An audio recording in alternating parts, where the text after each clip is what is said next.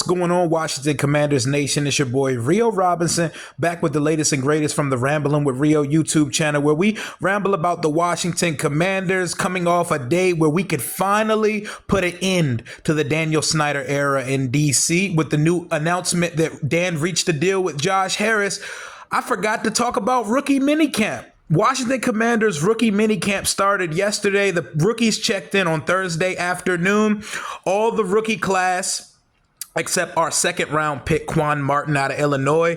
He was excused with a family situation. Let's pray for him and let's hope everything is all right with him. But there's 12 undrafted free agents and 35 tryout guys to go with our 7th round picks present at rookie minicamp. And of course, this is just a practice, get your feet wet and get in a football environment type situation for the draft picks. But glad to hear that our guy, our first round pick, the Slim Reaper, the thief, Emmanuel Forbes, is already stealing passes from opposing quarterbacks on a route where he was guarding Kyrick McGowan, a guy who actually played good for us last year in the preseason. Tim DeMort threw a pass to him and Emmanuel Forbes jumped the lane, picked it, and according to Zach Selby, he would have definitely took it to the crib. Am I going to sit here and act like, oh my God, we absolutely hit it out the park because of an interception during rookie minicamp? No, because it's likely Tim DeMort is never going to be an NFL quarterback. But it's good to hear from our Emmanuel Forbes that he's actually already making plays. It's good to, it's like confirmation. You get confirmation when the guys that you select show up and do the things you were selected to do. And the interesting note about Forbes is that they were working him exclusively in the slot during his first day of minicamp. And that is not a clear indicator that he's going to be a slot corner. He's going to be our cornerback one. I'm positive he's going to be on the outside opposite Benjamin St-Juste, with Fuller being the rotational guy. But Ron's favorite 2 words are position flex. Position flex, positional flexibility, meaning he needs to have in his bag, in his arsenal, in his toolkit, the ability to play on the outside or the inside, depending on need and depending on how Jack Del Rio is going to chef it up and put everything together. But I thought that was a very interesting note. But other than that, Ricky Stromberg's out there looking like a professional center. KJ Henry was making noise. And KJ Henry had a batted down pass. And according to the undrafted free agents, Ron really likes this Kazmir Allen cat. This Kazmir Allen guy, there's something to him. He looks good in that number 10. And I need him to go solidify the returner position because I don't want Dax Milne on my roster anymore. I'm sorry.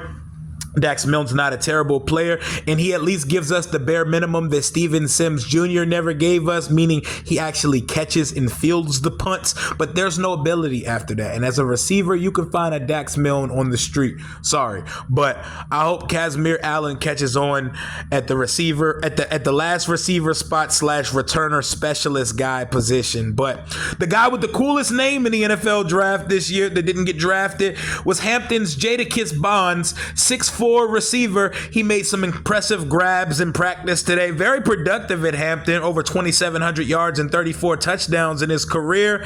But I imagine the stars of rookie minicamp were going to be one, Emmanuel Forbes, and our offensive coordinator, Eric Bieniemy. EB, watching him in action. I envy the fans that got to show up and be present for this first rookie minicamp because I want to see how EB handles practice. I want to see how he gets down. I want to see how he chews guys out.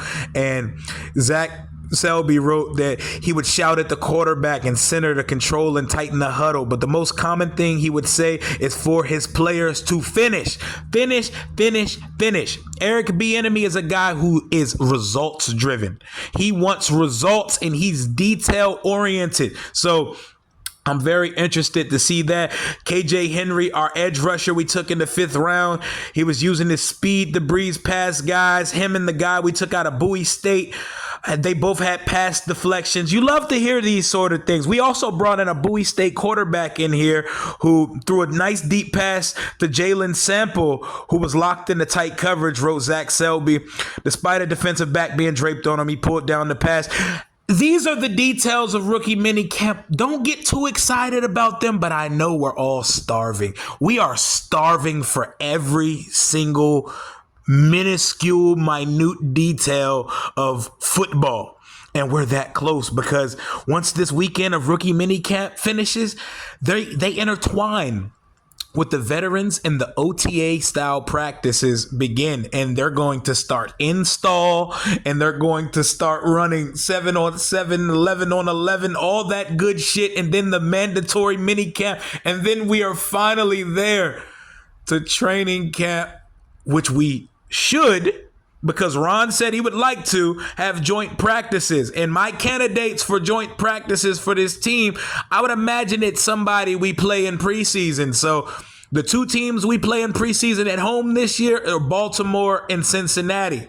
So Cincinnati sounds like, well, they're the last week of the preseason, maybe not, but Cincinnati or Baltimore are the two candidates I would think about for joint practices. And I'm still got my fingers crossed that Washington is the team selected for this year's edition of Training Camp Hard Knocks. Who knows, with all these good vibrations coming out of DC with the new ownership, changing of hands and all that, maybe we'll get it. I expect it to be Rodgers and the Jets. It should not be the Bears or the Saints, though. But I mean, Justin Fields is cool. But no, I'm sorry. Matt Eberflus teams do not need to be on Hard Knocks. But we'll see how that goes. The theme of rookie minicamp for Washington is Forbes looks the part. He does look malnourished as hell, and he looks like a walking praying mantis in a football uniform, but the kid can ball. I hope he is a top-notch elite defender who comes in here and gives us a Tariq Woolen from Seattle last year type of influx and starts stealing the ball right away, because Tariq Woolen came in as a 6'4", 200-pound corner in Seattle and had 8 interceptions last year. Came in absolute ball hawk. We need Forbes to do that. You have the defensive line in front of you, and you have the guys in the secondary that can make it easier on you. We just need a guy who could take the ball away and flip the field for the defense. I'm going to have to trust y'all vision, Ron. I wanted Christian Gonzalez. We didn't go with him. I understand why the pick was Emmanuel Forbes. I get it. I would have liked him later in the first round, but it is who he is.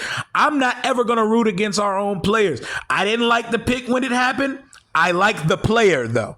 This praying mantis motherfucker knows how to find the football, and he did it in the best conference in the world. So if they thought Christian Gonzalez was soft, then fuck him. Forbes is our guy, and he's already catching picks day one of rookie minicamp, and that's all I got for right now. Hail to the Washington Commanders. Until next time, Commander Rio, out.